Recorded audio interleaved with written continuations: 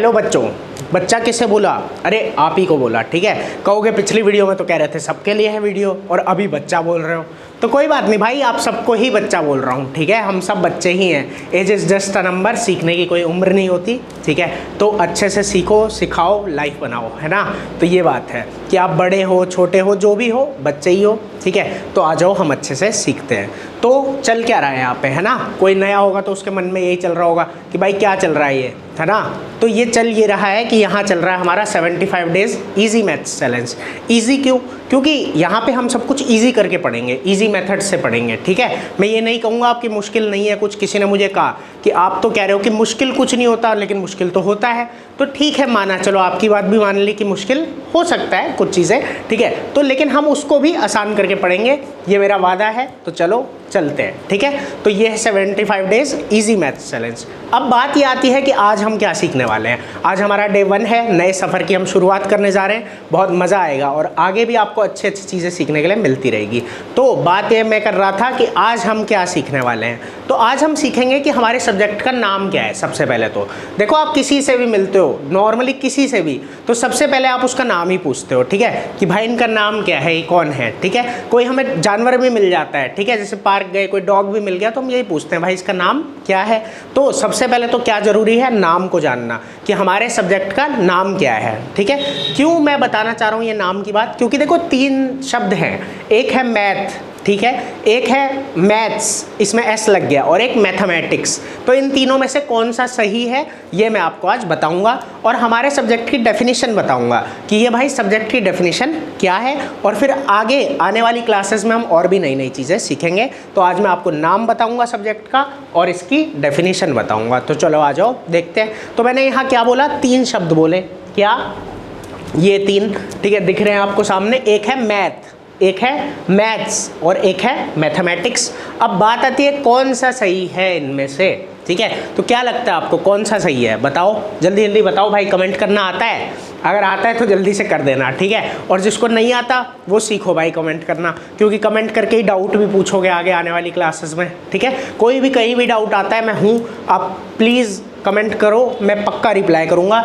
एक वीडियो बना दूंगा यहाँ तक कि आपके डाउट पे, वो भी कोई दिक्कत नहीं है। लेकिन हाँ, डाउट ज़रूर पूछना, कोई दिक्कत नहीं है। तो चलो फिलहाल यहाँ आते हैं, मैथ सही है या मैथ सही है या मैथमेटिक्स सही है।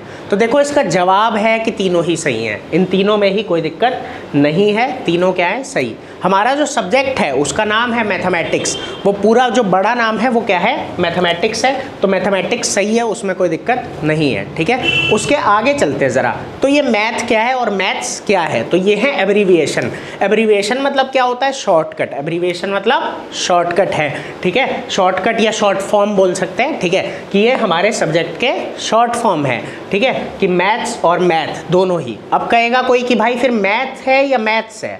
तो देखो क्या होता है ना, हमें पता है कि इंग्लिश क्या है, एक अमेरिकन इंग्लिश और एक ब्रिटिश इंग्लिश। यहाँ इंडिया में हम ब्रिटिश इंग्लिश का यूज़ करते हैं। तो वही बात है कि अमेरिकन इंग्लिश में क्या आता है, मैथ, वहाँ पे है मैथ, ठीक है, MATH।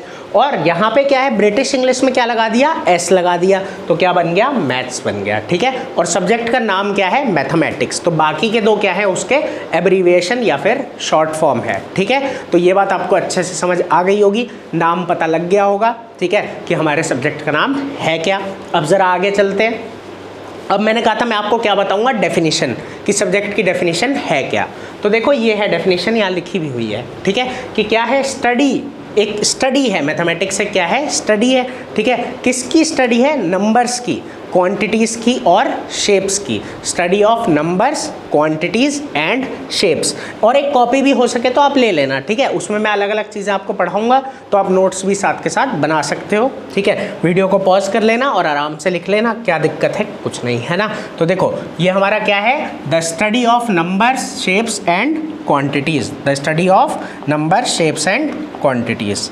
तो ये हमारा आता है the study of numbers, shapes and quantities, तो इसको हम क्या बोलते हैं, मैथमेटिक्स। इसके बारे में हम आगे भी डिस्कस करेंगे कि नंबर्स क्या होता है, क्वांटिटीज़ क्या होती है, ठीक है। आज मैं आपको ज़्यादा नहीं तंग करना चाह रहा हूँ, ठीक है। अभी बस इतना ही याद रखो कि ये नंबर्स क्वांटिटीज़ और शेप से रिलेटेड है, ठीक है। एज अ बिगिनर अभी आपने इतना जाना, इतना ठीक है आपके लिए।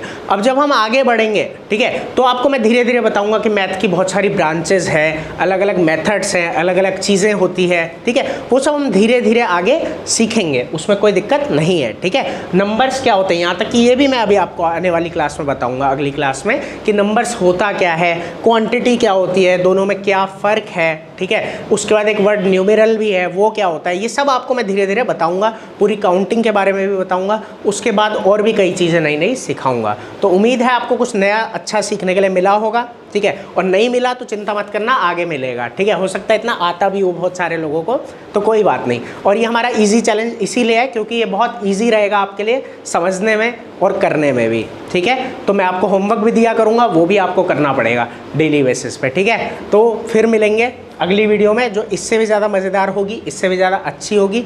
उम्मीद है आपको पूरा मज़ा आया होगा, ठीक है। और अगर आपको वीडियो पसंद आया तो लाइक कर दो, और अगर लगता है कि कोई सच में सीखना चाहता है मैथमेटिक्स को, तो उसको शेयर ज़रूर कर देना प्लीज़, ताकि हम अच्छे से उनको समझा सकें और वो समझ सकें और आगे बढ़ सकें। तो पूरी मैथ हम यहाँ कवर करेंगे, ठीक है, 75 डेज़ ईजी चैलेंज में अपने। तो फिर कल मिलते हैं शाम को 5 बजे, आपको वीडियो मिल जाएगी, अच्छे से देखो, सीखो। आगे मैं आपको बताऊंगा नंबर्स और न्यूमेरल्स के बारे में, और चैनल को सब्सक्राइब कर लेना ताकि हम आगे भी ऐसे ही मिलते रहें। तो चलो फिलहाल के लिए इतना ही, बाय बाय।